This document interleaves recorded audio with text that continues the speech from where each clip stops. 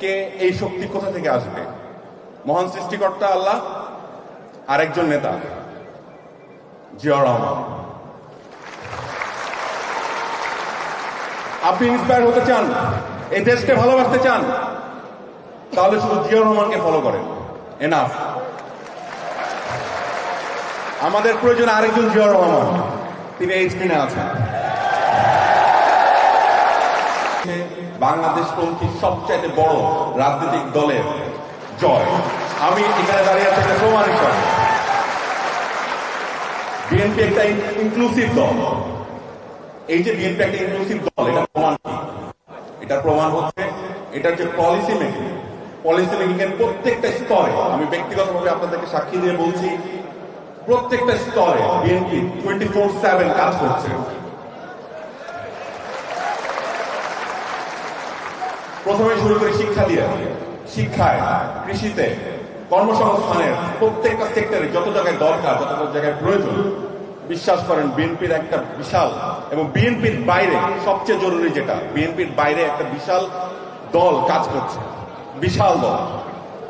আমি ব্যক্তিগতভাবে এক্সপিরিয়েন্স করেছি, ব্যক্তিগতভাবে পৃথিবীর বিভিন্ন নামি দামি ইউনিভার্সিটির স্কলাররা যারা, তারা বিএনপির পলিসি মেকিং এ কাজ করছেন, দারুণভাবে কাজ করছেন।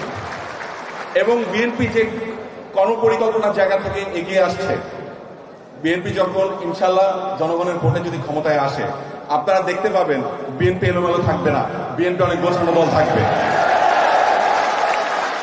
আমি আবারও আমাকে এনরোল করছি ওইভাবেই, আমি একজন অরাজনৈতিক ব্যক্তি, কিন্তু আমি সাক্ষী হচ্ছি অনেক কিছু, ইতিহাসের সাক্ষী হচ্ছি। আমাদের আসলে কি প্রয়োজন? আমাদের প্রয়োজন, আমি একজন কালচারাল মানুষ, আপনারা আমাকে চেনেন। তার বাইরে আমি একজন ফ্রিল্যান্সার বটে। আমি 17 বছর ফ্রিল্যান্সিং করে বেঁচেছিলাম। কাজ তো ফ্রিল্যান্সিং করেছি, কারো চাকরি করিনি। এটা অনেক বড় ব্যাপার। বাংলাদেশের শত শত লক্ষ লক্ষ কোটি কোটি যুবক আছে যারা সারা বাংলাদেশে, সারা পৃথিবীর মার্কেট প্লেস আমাদের, সারা পৃথিবীর মার্কেট প্লেস আমাদের। এই কথাটা আমাদেরকে বারবার প্রচার করতে হবে এবং বলতে হবে, আমাদের মার্কেট শুধু বাংলাদেশ নয়, আমাদের মার্কেট সারা পৃথিবী।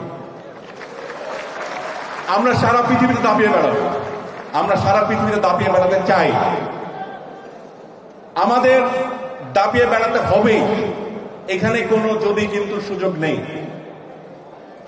আমাদেরকে এই শক্তি কোথা থেকে আসবে? মহান সৃষ্টিকর্তা আল্লাহ, আরেকজন নেতা জিয়াউর রহমান। আপনি ইন্সপায়ার হতে চান, এই দেশকে ভালোবাসতে চান, তাহলে শুধু জিয়াউর রহমানকে ফলো করেন, এনাফ।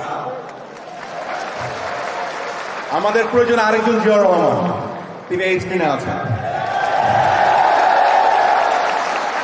হবে, বিশ্বাস রাখুন হবে। আমাকে অনেকে হতাশার গল্প বলেন, আমি একদম হতাশ হই না। বিশ্বাস করেন, একদম হতাশ হই না। আমি বিশ্বাস করি এই বাংলাদেশ উঠে দাঁড়াবে, ঘুরে দাঁড়াইতেই হবে বাংলাদেশকে। এই বাংলাদেশ কেন ঘুরে দাঁড়াবে আর প্রমাণ দিচ্ছি আপনাকে। একটা কথা আছে, যুদ্ধের সময় বুড়োরা কথা বলে, বা যাদের বয়স বেশি তারা কথা বলে, আর ইয়াংরা যারা যুবক তারা মরে। কিন্তু আমাদের দলে এই যে দল, বিএনপির যে দলটা, এই দলটা কি আপনারা তা দেখেছেন? আপনারা দেখেছেন কি এখানে উপবিষ্ট যারা আছেন তাদেরকে জেলে যেতে দেখেছেন, তাদেরকে অত্যাচারিত হতে দেখেছেন। আমাদের যারা বয়োজ্যেষ্ঠ তারা সবচেয়ে বেশি ইয়াং, তারাই সবচেয়ে বড় যুবক। আমাদের এই বিএনপির সবচেয়ে ভালো বিষয় হচ্ছে, এই বিএনপির প্রত্যেকটা শ্রেণীর প্রত্যেকে, সবাই ভিতর থেকে যুবক। এখন আমি যেটা বলতে চাই, আমি আমার কালচার ফিল্ডের একটু কথা বলতে চাই। নতুন করির কথা মনে আছে আপনাদের? নতুন করির কথা শহীদ রাষ্ট্রপতি জিয়াউর রহমান তৈরি করেছিলেন, সেটি বন্ধ হয়ে গেছে। আমরা চাই এরকম প্রতিভা অন্বেষণের প্রক্রিয়া আবার শুরু হোক। জাতীয় বিতর্ক প্রতিযোগিতা বন্ধ হয়ে গেছে, এটা এক ধরনের দলীয়করণ হয়ে গিয়েছে, সেখান থেকে আমরা বের হয়ে আসতে চাই।